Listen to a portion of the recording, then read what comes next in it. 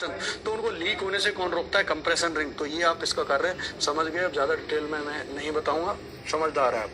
आगे देखो, यहाँ पर इस इमेज में आप देख रहे हैं, बस थोड़ा सा दिखा भी देता हूँ, इस वाले में स्पष्ट दिख रहा है। ये क्या हुआ भाई, क्या करना पड़ेगा मेरे को? इसने तो कुछ और ही खोल दिया, 3 नंबर क्वेश्चन खोल दिया।